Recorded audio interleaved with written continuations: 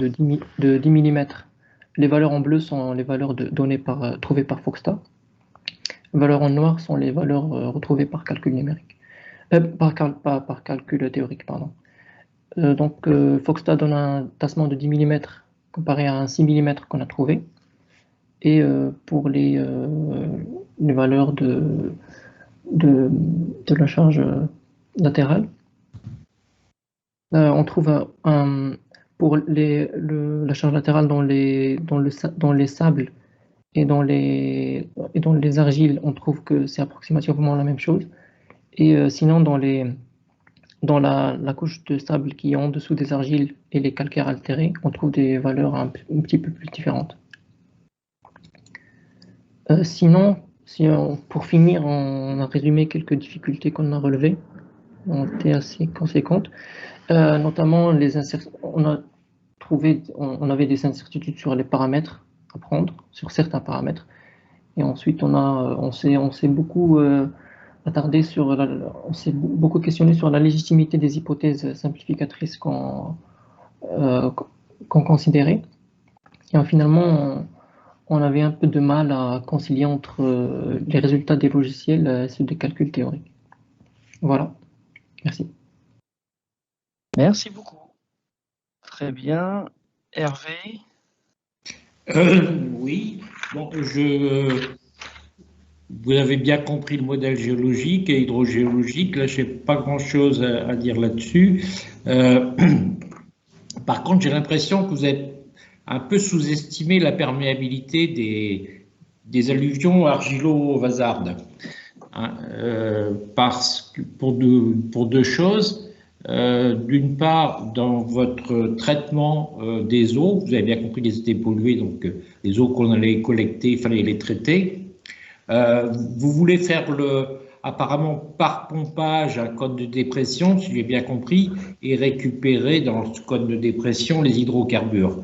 Mais ils ne seront pas nécessairement flottants. On a effectivement des légers avec les HAP, mais on a aussi des lourds. Donc les lourds, ils vont rester soit en suspension dans la nappe, donc j'aurais du mal à les récupérer. D'autre part, comme ces alluvions argileuses sont très peu perméables, vous aurez beaucoup de mal par pompage à faire une dépression. Donc je suis assez réservé là-dessus. Moi, donc effectivement, c'est un premier traitement qu'on peut faire pour séparer les hydrocarbures de la solution aqueuse, mais là, en l'occurrence, dans des terrains peu perméables, ça risque d'être très difficile. Alors, moi, je vous conseillerais plutôt une solution en fin de pompage, c'est-à-dire vous recueillez les eaux dans l'état où elles sont, avec leur pollution, et effectivement, après, comme vous le disiez, avec une cartouche de charbon actif, on peut récupérer les hydrocarbures. Par contre, là, quand vous allez récupérer énormément d'hydrocarbures, quand même, vous allez très vite saturer vos cartouches. Vous allez en faire une consommation énorme et ça coûte quand même assez cher en traitement par la suite. Donc, l'idée que vous aviez de faire une séparation des deux phases organique et aqueuse, c'est une bonne idée, mais faites-le plutôt en fin de pompage.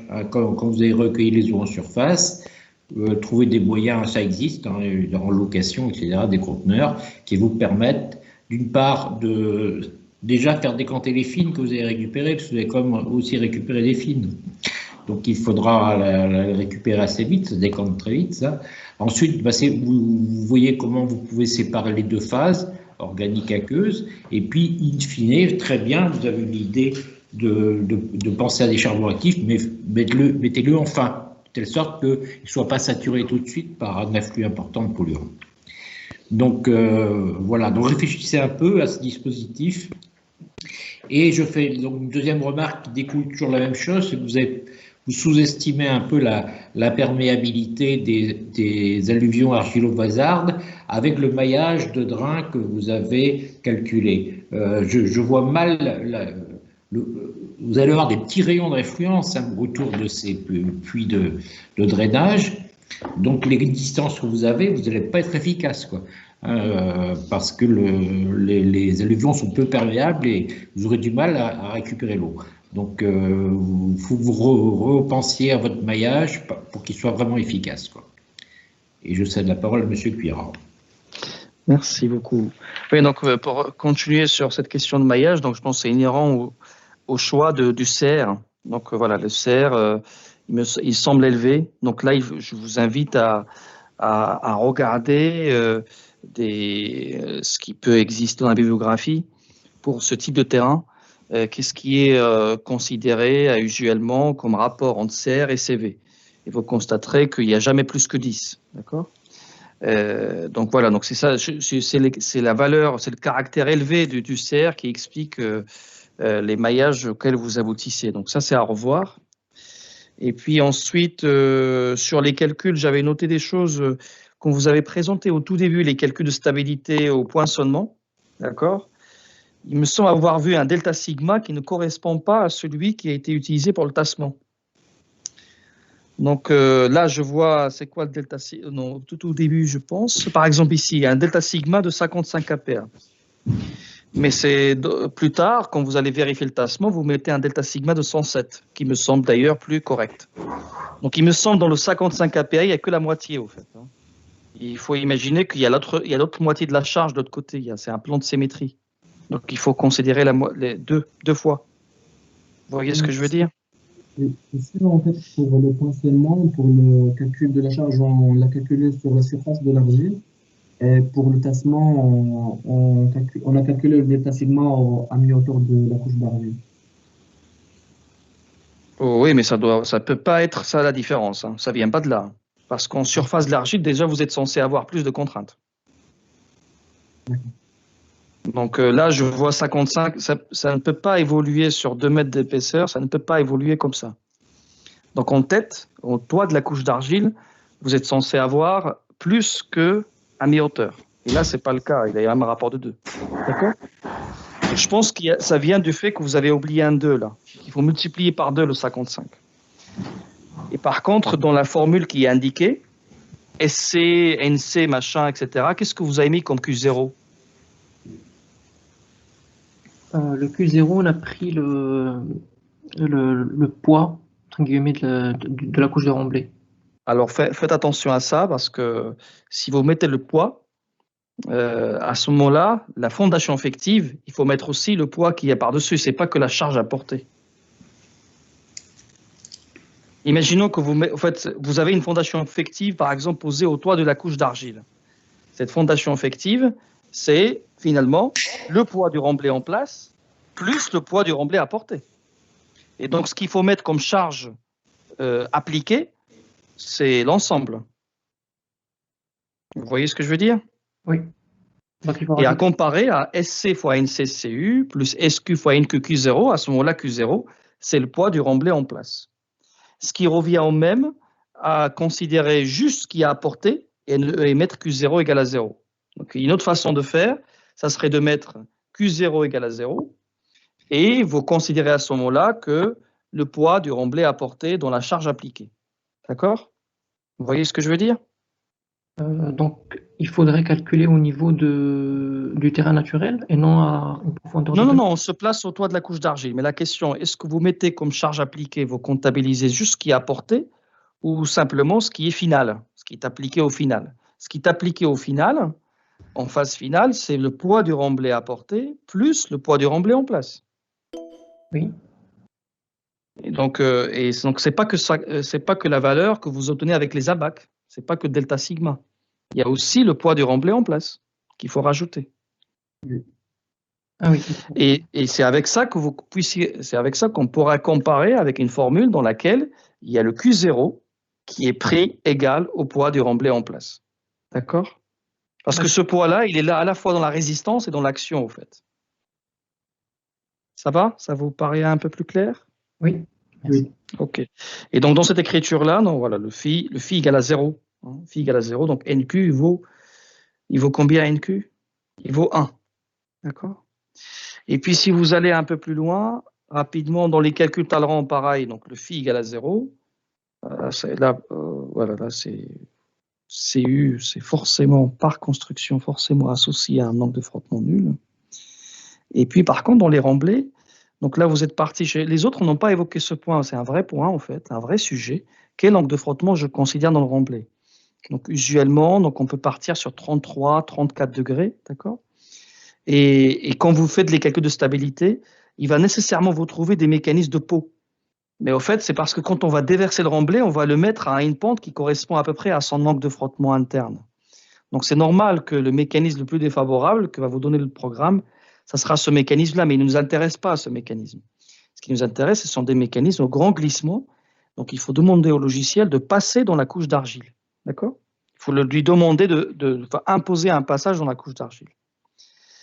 Et dans les calculs, là, ce que je vois, donc ça pourrait servir à d'autres, ce que je vois, jeu de coefficients partiels, vous mettez unitaire, vous mettez un partout, vous ne prenez pas l'eurocode. Il n'y a qu'avec ça qu'on pourrait comparer au 1,5. Donc, quand on dit 1,5, c'est par rapport à des facteurs partiels unitaires. OK? D'accord. Et pas de cohésion dans le remblai, il n'y en a pas. C'est vraiment des remblais granulaires. Ensuite, si on va dans les calculs de Pieux, l'anthrax 6 mètres, ça ne va pas le faire, parce qu'on aura une semelle, il faut mettre cette semelle quand même. Hein. Donc, cette semelle de 6 mètres de large, ça risque de poser problème. Donc, ça, c'est un point qu'il faudra discuter. Donc, vous voyez bien un anthrax entre les deux appuis de l'estacade, c'est 19 mètres. Donc, si vous rapportez déjà 6 mètres de chaque côté, ça fait pas mal. Donc, en fait, il faut limiter. Donc, il faut limiter cet anthrax de 6 mètres là que vous voyez ici. D'accord? Donc, ça serait bien d'étudier une solution avec un anthrax un peu plus faible, quitte à mettre plus de pieux. OK? D'accord. Et ça serait combien un anthrax acceptable environ, au maximum? Mais le 6 mètres, il est acceptable d'un point de vue, on va dire, mécanique. Ça fonctionnera. Mais après, il faudra le réaliser. Donc, il faudra qu'on puisse aménager cette semelle de 6 mètres. Et donc, le remblaiement, on va devoir, en fait, enlever une grande partie du remblai pour pouvoir réaliser cette semelle de 6 mètres de large, de 12 mètres de large en l'occurrence que vous avez mis. D'accord? Donc, cette valeur est acceptable en dimensionnement, il n'y a rien à dire. Mais c'est la question, c'est plus d'un point de vue réalisation. Donc, essayez de réfléchir par rapport à ça. Donc, vous avez le droit de descendre jusqu'à 3 fois le diamètre sans problème. OK? Et normalement, quand vous avez 3 fois le diamètre d'anthrax, un anthrax de 3 fois le diamètre, il n'y a pas d'effet de groupe. Je ne comprends pas comment un effet de groupe peut être pris en compte alors qu'on a un anthrax de 6 mètres. Les calculs suivants, si vous faites dérouler là, les autres diapos, bon, ça c'est correct, ça j'ai pas de remarques. Le frottement négatif, ouais, donc ça j'ai pas de remarques sur la démarche en tout cas. Donc là, voilà, ce qui m'interpelle, c'est le fait qu'on a un anthrax qui est supérieur à 3 fois le diamètre, j'ai l'impression. Donc normalement, il n'y a pas d'effet de groupe. Le CE doit être égal à 1, donc c'est un peu curieux. Monsieur, pour l'effet de groupe pour le CE, on a trouvé que normalement CE est égal à 1 pour un anthrax de 8 mètres. Non, c'est que la formule est fausse, c'est clair. C'est 3 fois le diamètre. La formule est calée pour donner CE égal à 1 à partir de 3. Il y a quelque chose qui ne va pas. Ou alors, il y a une valeur négative. Donc, il n'y a pas d'erreur. La formule qui est mise dans le livre, il n'y a pas d'erreur. Donc, c'est qu'il y a quelque chose qui n'a pas été retranscrit correctement. D'accord? Normalement, CE égale à 1 pour E sur B égale à 3. Voilà. Quelle que soit la valeur de petit n et petit m. Ensuite, si je regarde plus loin, la diapo suivante. Donc ça, c'est bien d'avoir pensé à ça, donc montrer qu'en réalité, il y a aussi une amplification de tassement par effet de groupe. Et si vous allez plus loin, ok, donc ça, très bien. Mais par contre, voilà, oui, c'est juste après, les longueurs, les valeurs de ES de manière générale, il me semble faibles. Donc, il faut à recalculer. Et puis, la longueur de transfert, là, et encore une fois, là, il me semble élevée. Hein. Donc, il y a quelque chose qui ne va pas, soit dans le ES, soit dans le EI. Et puis, par contre, le critère que vous appliquez n'est pas correct. Là, vous l'avez pris à l'envers. Le but, c'est de vérifier, quand on parle d'un pieu rigide, c'est L0 inférieur à D. Ça, c'est un pieu rigide. Et quand on a un L0 supérieur à 2 fois D, ça, c'est un pieu souple. Donc, à aucun moment, il était marqué quelque part 2 fois L0 supérieur à D. Mais ça, voilà. Il y a L0 supérieur à 2 fois D, où L0 est inférieur à D. Donc, en l'occurrence ici, on a au fait, a priori, on aurait un L0 de 5 mètres. Donc, on a une longueur de transfert qui est bien inférieure à l'épaisseur. Moi, je pense qu'on a un comportement souple ici. D'accord. Ensuite. Pour la valeur de L0 est égale à 5 mètres, c'est élevé. C'est juste car on a considéré que S de l'argile qui est faible. Puisqu'on a le pieu est fondrait dans une multitude de couches. Oui, mais en fait, sur la couche d'argile, on n'a pas une épaisseur. Sur la hauteur de l'argile, on n'a pas 8,5 mètres. On n'a que 3,5 ou 4 mètres. Vous voyez? Donc, à ce moment-là, en fait, si on compare par rapport au S de l'argile, on comparera par rapport à l'épaisseur sur laquelle le pieu traverse la couche d'argile. Mais après, voilà, si vous faites un calcul, si vous avez commencé à manipuler Foxta, vous pouvez faire un calcul dans Foxta PICOF, le module PICOF par exemple, et vous mettez le pieu avec la charge en tête et multicouche, et il vous dira comment ça se comporte. Et ça vous permettra de comparer. Et puis après, bon, sur ce qui est à droite, il n'y a pas de sujet. Donc, pour calculer vis-à-vis du jet Z, on peut considérer qu'effectivement, que le déplacement et la rotation sont bloqués. Mais vis-à-vis de l'effet jet Z, mais par contre, vis-à-vis de la charge en tête, on doit considérer les efforts en tête. C'est ça les conditions limites. Et puis, dans les calculs qui suivent, voilà, donc vous semblez avoir fait un groupie, donc j'imagine qu'il y a plusieurs pieux dans ce modèle. C'est ça? Oui, on a considéré le toute la fondation. Oui, le 2 fois. Après, ce qu'il faut vérifier maintenant, déjà les charges que mon programme vous a calculées, est-ce que la charge appliquée par pieu est de même ordre de grandeur que ce qui vous avait servi au calcul des 6 mm? C'est ça ce qu'il faudra vérifier. Après, pour les comparaisons 5,5, 20, etc., OK, bah ça, c'est des valeurs que vous avez rentrées, en l'occurrence. En fait, lui, il a plafonné le frottement à 5,5. Mais par contre, sur la première couche, il a mobilisé 20 par rapport à la limite que vous avez rentrée qui était de combien? De 20.